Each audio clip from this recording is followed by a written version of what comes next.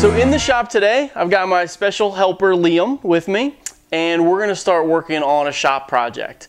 I've got quite a few things in mind to try to improve my shop. I'm spending a lot of time down here, and I want to make it a little bit easier and nicer to work. I've got a few structural issues here in the shop that I want to explore doing, and so I don't want to make too many changes to tool layouts or storage, etc. until I kind of work at overall structural. There's some columns here in the shop that I'm going to try to explore, maybe removing that to free up some open space. But today, there are a few things that I can tackle in the meantime, and one of which is this back wall.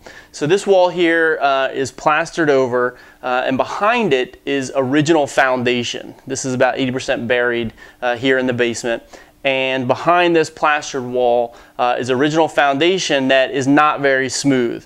And so this plaster wall was put here all the way across this back wall as kind of the least common denominator to get one nice flat wall. However, in this section here where my clamps are and where the screws are over there, there's about between 12 to 18 inches back to that foundation. So there's a lot of volume of space.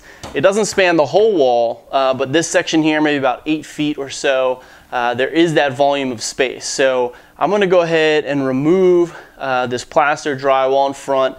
It's on metal studs, knock those out, move everything back to the original foundation, put in some new studs, some wooden studs for hanging stuff.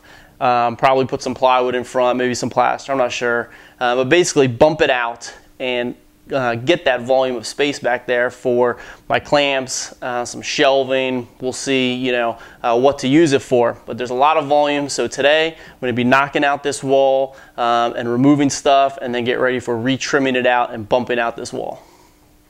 All right, bud, take that screw out. We got all the clamps off. And now we're taking these French cleats off the wall, right, from the clamp rack. It's very tight. It's very tight. Can you unscrew it?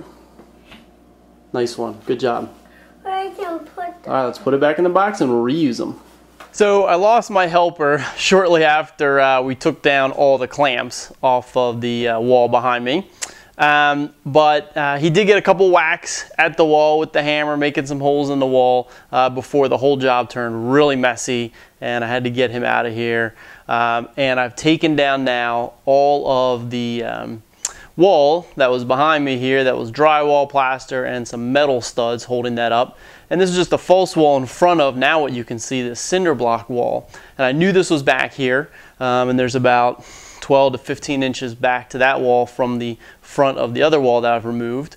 I knew that was back there because I had poked a hole in there and I'd seen it back there, but I didn't know it was quite going to be quite this nice.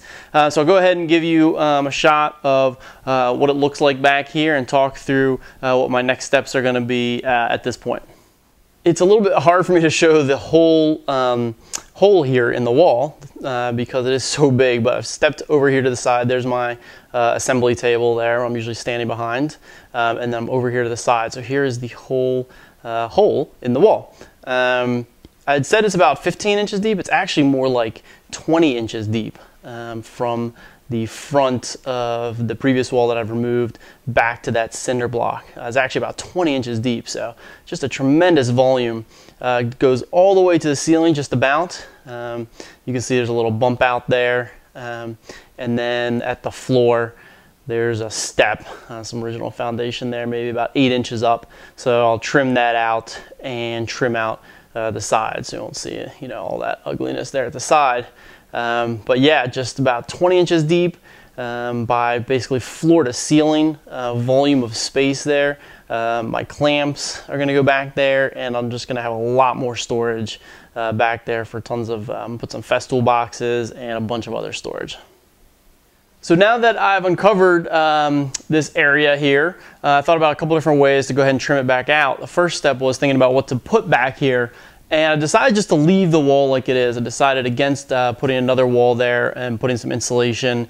I just decided this is going to be fine. I don't really need the insulation down here in my shop in this section. So my next step is I'm just going to paint that back wall a bright, nice white, because I like the reflection of white here in the shop to get it a little bit brighter. So I'm going to go ahead and paint that white and then just finish trimming out the two sides. Probably going to leave the top and then I have to trim out the bottom to kind of make that nice. And I also need to move this radon pipe toyed with a couple of different ideas. I think what I'm going to do is just do it myself and push it back against the wall. It was just in front of the previous wall, so I think I'm just going to cut it top and bottom, move it back, and kind of repipe it, so to just get it a little bit further out of the way. So not too bad to do all those steps. So I'll go ahead, paint, trim it out, move the radon pipe, and then put my storage back in.